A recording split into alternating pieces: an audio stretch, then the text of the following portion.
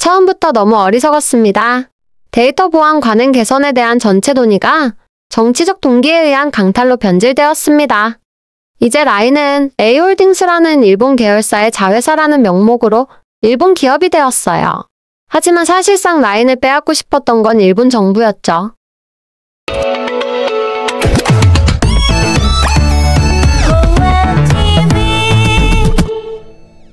안녕하세요, 호외TV입니다. 오늘은 우리나라 네이버에서 개발한 메신저 앱 라인과 관련해서 일본 정부의 지분 압박 이슈에 대해 알아보겠습니다. 이 문제의 시작점은 일본에서 봤을 때 라인이 과연 어느 나라 제품인가 하는 의문점에서부터 시작되었습니다. 라인야후 측과 네이버에서는 일본에서 활동하는 일본 메신저라고 꾸준히 주장했으나 일본의 일부 정치권에서는 한국 회사인 네이버에서 개발했다는 이유로 한국계 메신저가 아니냐는 꾸준한 의혹 제기가 있었습니다. 이런 와중에 2023년 11월에 라인 관련 일본인 개인정보가 약 51만 건 유출되는 사건이 있었고, 일본 총무성이 최근 한국 기업 네이버와 일본 기업 소프트뱅크 간 50대 50 지분 관계를 조정하라는 행정지도를 내렸습니다. 이것은 네이버의 지분을 공동투자자인 일본 기업 소프트뱅크에 넘기라는 행정지도입니다. 라인야후 사건의 내용을 알아보기 위해서는 우선 라인야후의 지분 관계를 알아봐야 합니다. 라인야후는 한국 기업 네이버와 일본 기업 소프트뱅크가 50대 50으로 투자를 해서 A홀딩스를 설립하고, A홀딩스가 라인야후의 지분 64.5%를 보유하고 있습니다. 라인야후의 사건은 시간순으로 보면 다음과 같습니다. 네이버는 2007년 일본 현지 자회사인 네이버재팬을 설립하고, 일본에서 우리나라 포털 사이트인 네이버에 일본어판 홈페이지 서비스를 2009년부터 시작했으나 야후재팬의 아성을 넘지 못하고 성장을 못했습니다. 2011년 3월에 일본에서는 동일본 대지진이 발생하는데, 그 당시의 전화는 물론 스마트폰까지 먹통이 되는 상황이 발생합니다.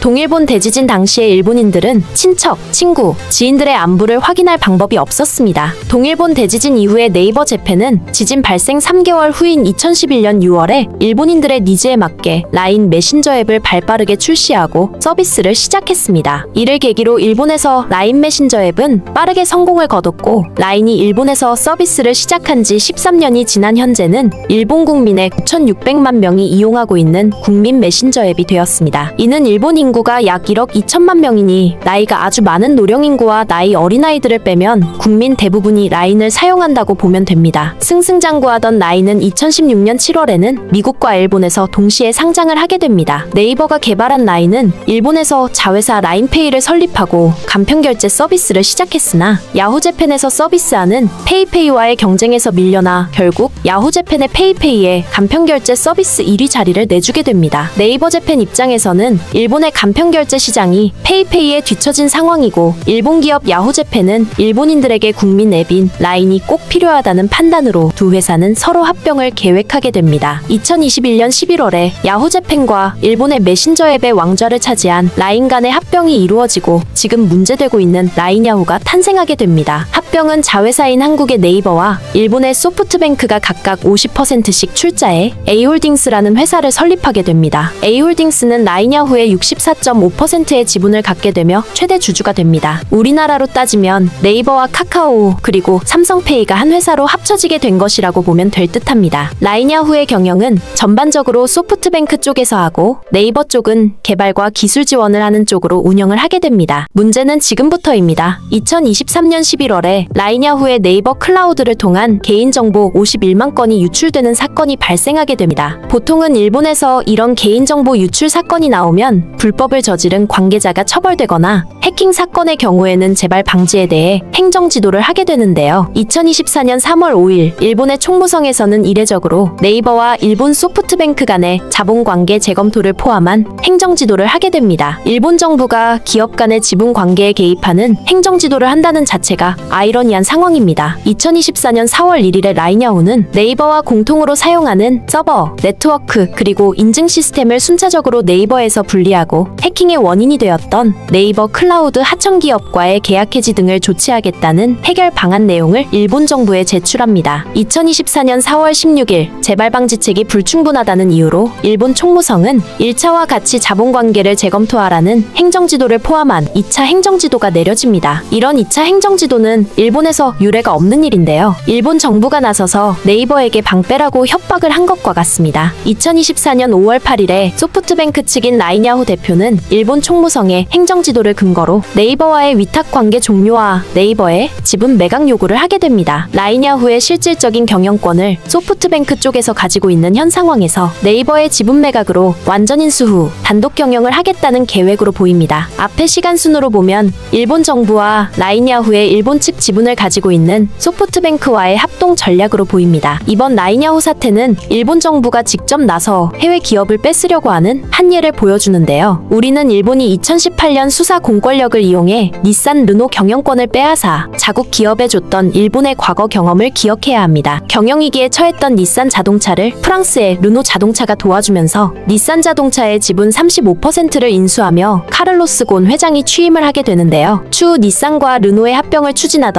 카를로스 곤 닛산 회장을 일본에서 비위 혐의를 제기해 체포하게 되면서 결국 경영권을 탈취한 사건입니다. 하지만 정말로 중요한 문제점은 더 있습니다. 최근 라인야후에 전에는 없었던 행정지도를 지휘하면서 지분 압박을 한 사람이 마스모토 다케아키라는 총무상인데요. 마스모토 다케아키 총무상은 자신의 개인 홈페이지에 이토 히로부미가 자신의 고조부라는 사실을 홍보하고 자신의 할머니와 이토 히로부미가 함께 찍은 사진도 올려놓고 홍보까지 하고 있던 인물입니다. 마스모토 총무상은 네이버 강탈 논란이 일자 자신은 지분 매각을 강요한 적이 없다고 발표했습니다. 하지만 라인야후 측의 발표를 보면 총무성의 행정지도를 근거로 해서 네이버의 지분 변경을 요청했다고 밝힌 것을 보면 마스모토 다케아키 총무상의 발언은 앞뒤가 맞지 않습니다. 또한 일본에서는 2023년 10월 일본의 통신사업을 거의 지배하고 있는 일본 통신회사인 NTT에서도 사용자 개인정보 928만 건이 유출된 사건이 있었습니다. NTT의 시스템 위탁업체인 NTT 비즈니스 솔루션스의 파견 직원이 개인정보를 외부에 유출한 사건인데요. 이 사건으로 일본의 총무성은 재발 방지를 마련하라는 행정지도를 내렸고 이후 NTT의 관리 감독 강화라는 개선책을 받아들이며 흐지부지 마무리되었습니다. 라인야후 개인정보 유출 사건과 NTT 개인정보 유출 두 사건을 비교해보면 다음과 같습니다. 개인정보 유출 기간은 라인야후가 2023년 10월로 약 2달간 이루어진 것이고 NTT는 2013년부터 2023년까지 11년간 이루어진 사건입니다. 유출 건수는 라인야후가 51만 건이고 NTT 사건은 928만 건으로 차이가 크게 납니다. 원인은 양쪽 다 위탁관리 업체에서 일어난 사건입니다. 일본 정부에게 양쪽 다 행정지도를 받았고 행정지도에 따라 방지 대책을 제출했는데요. 라인야후는 네이버와의 위탁 계약 축소 및 종료를 제시했고 NTT는 위탁업체 관리 감독을 강화한다는 있으나 마나한 말뿐인 방지 대책을 제시했습니다. 하지만 일본 정부는 NTT의 개선책은 수용하고 라인야후에는 네이버와의 지분 관계를 재검토하라는 내용을 포함해서 2차 행정지도를 다시 한번 내보내게 됩니다. 이러한 2차 행정지도는 일본에서 최초의 일일 뿐더러 형평성에도 맞지 않은 황당한 처분인 것을 누구나 봐도 알 수 있습니다. 그렇다면 일본은 이렇게 무리수를 두면서까지 라인을 뺏어가려는 이유를 알아볼 필요가 있습니다. 앞에서 설명한 지배구조를 보면 라인야후는 라인뿐만이 아닙니다. 라인야후는 페이페이라는 일본 최대 간편결제 시스템의 지분 34.9%를 가지고 있고 일본 온라인 의류시장 플랫폼인 조조의 지분 51% 그리고 사무용품 등의 전자상거래 전문기업 아스쿨 지분 45%를 가지고 있습니다. 또한 라인야후는 기존의 일본 최대 포털 야후재팬, 일본에서 배달 앱 1위인 데마에칸, 그리고 커머스 아스쿨을 보유하고 있습니다. 실질적으로 라인야후는 일본 스마트폰 결제 시장 점유율이 70%이며 라인워크라는 서비스로 일본 기업들의 업무 지원 서비스와 기업 마케팅을 지원하는 라인 비즈니스 서비스도 하고 있습니다. 또한 라인야후는 지금 일본 지자체의 지진 발생 정보의 발신, 공공요금 납부, 수도 신청, 대형 쓰레기 수거 접수 등과 같은 생활 서비스도 하고 있습니다. 라인야후의 확장성은 무궁무진하며 지금 일본에서는 라인야후 자체가 일본 자체라 할 정도로 큰 비중을 차지합니다. 코로나 때까지만 해도 팩스로 업무 처리를 했던 일본이 라인으로 인해서 급속도로 IT화가 진행된 셈입니다. 일본으로서는 우리나라 제품인 라인에 대해 완전한 자국화를 노린다고 볼 수 있고 공동지분을 가지고 있는 소프트뱅크의 노림수와 합쳐진 결과라 할 수 있습니다. 지금까지 라인야후 사건에 대한 전반적인 내용을 살펴봤는데요. 라인야후 사건에 대해서 레딧에 올라온 해외 네티즌 반응을 먼저 알아보고 이어서 일본인들의 반응까지 연속으로 알아보겠습니다.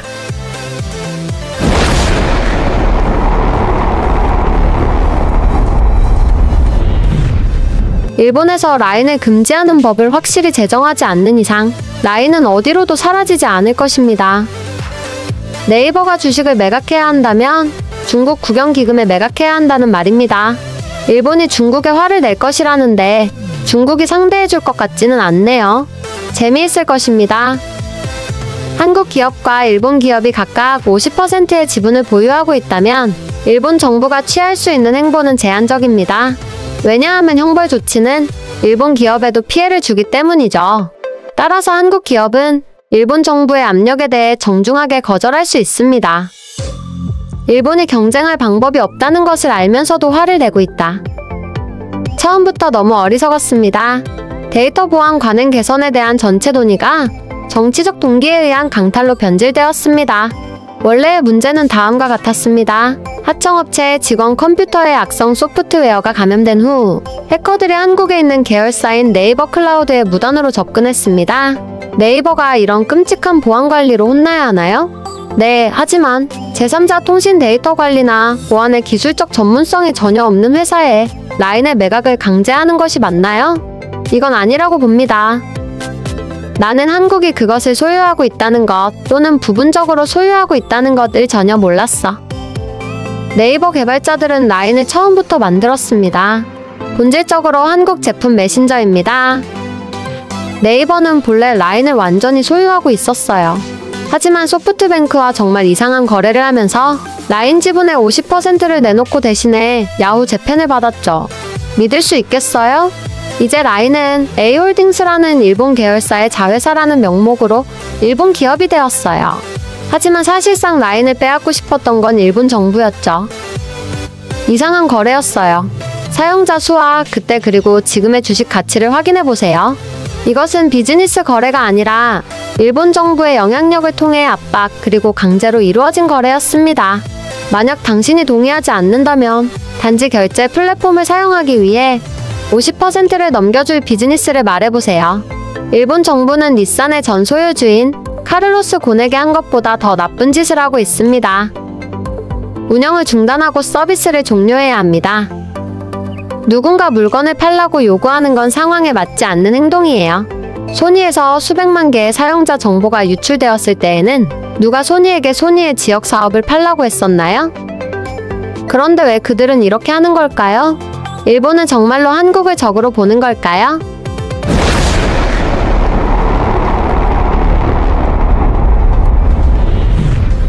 개인정보 유출이라는 대실수를 반복하고 심지어 제출한 재발 방지 조치를 이행하지 않는 기업에 대한 조치입니다. 약속을 지키지 못하는 나라, 골대를 옮기는 나라는 글로벌 기준을 이해하지 못하는 것 같군요. 라인은 원래 해외 소프트웨어의 패러디였지만 단순화 때문에 인기를 얻은 것에 불과합니다. 이런 것에 휩쓸린 일본도 부끄럽지만 야후도 참 무례하네요. 어느 나라를 위한 것인지 모르겠습니다. 정말 일본도 자각하세요. 불평하기 전에 개인정보 유출 후에 바로잡지 않은 것이 문제다. 논점을 흐리지 마라. 화가 난다. 신용장을 없애고 싶은 건가? 왜 라인에 문제가 발생했는가? 무엇이 원인인가? 모든 원인은 네이버에 있다. 그 점을 논의하지 않고 일본에 대해 부당하다거나 차별이라거나 침탈이라는 여전한 사고방식이다. 한국 정부가 화내고 있다는 것은 총무성이 하는 일이 옳다는 것이야. 틱톡도 라인도 일본에서의 사용을 금지해 주었으면 한다. 라인은 금지하면 좋겠다. 대체할 수 있는 것은 많다. 일본도 마음만 먹으면 쉽게 만들 수 있다고 한다. 우선 행정금융 서비스와 라인의 제휴를 전면 금지하면 되지 않나? 한국과의 연결이 또 끊겼군요. 반가운 일입니다. 진심으로 한국과의 관계를 끊고 싶습니다. 사기는 대부분 라인으로 유도하며 계정 도용 등으로 신뢰할 수 없어 최근 라인 사용을 최대한 피하고 있습니다. 원래 반일 교육을 지속하는 국가에 있는 기업이 주주인 한 너무 무섭습니다. 완전 일본 기업이 되는 것은 안전성 측면에서 매우 바람직합니다. 다른 나라에서 사업을 하고 싶다면 그 나라 정부가 결정한 것은 절대적입니다. 싫으면 철수하면 됩니다. 일본만 하는 것이 아니라 모두가 하는 일입니다. 한국발 라인 자체가 위험하다. 일본은 라인과 결별하여 완전히 다른 독자적인 SNS 서비스를 구축해야 한다. 이상으로 레딧에 올라온 해외 네티즌 반응과 일본인들은 이번 사건에 대해서 어떤 생각을 하고 있는지 알아봤습니다. 해외 네티즌 반응은 일본 정부의 대처가 부당하다는 의견이 상당히 많음을 알 수 있고, 일본인들은 라인 야후 사건에 대해서 자국 기업의 이익과 일본 정부의 부당한 처리를 대변하며 오히려 네이버에 책임을 부각하는 내용을 많이 볼 수 있습니다. 향후 결과가 어떻게 될지, 이 문제가 한국, 일본 양국 간의 외교 문제로 불거질지 그냥 해프닝으로 끝날지 현재로서는 알 수가 없지만 간단한 문제는 아닐 듯합니다. 네이버는 입장문을 내고 회사의 가장 좋은 결과를 만들어내기 위해 지분 매각을 포함해 모든 가능성을 열고 소프트뱅크와 성실히 협의해 나가고 있다라고 밝힌 바 있습니다. 또한 미야카와 주니치 소프트뱅크 최고 경영자는 1분기 결산 설명회에서 7월 초까지 협상을 타결하는 게 목표라면서도 오래 걸릴 수 있다라고 말했습니다. 마지막으로 일본은 자본주의 시장에서 르노 닛산 사건과 같이 정부의 개입으로 기업의 경영권을 탈취하는 어처구니 없는 잘못을 범하지 않기를 바랍니다. 이상으로 오늘 영상은 여기에서 마칩니다. 다음 영상에서 찾아뵙겠습니다. 감사합니다.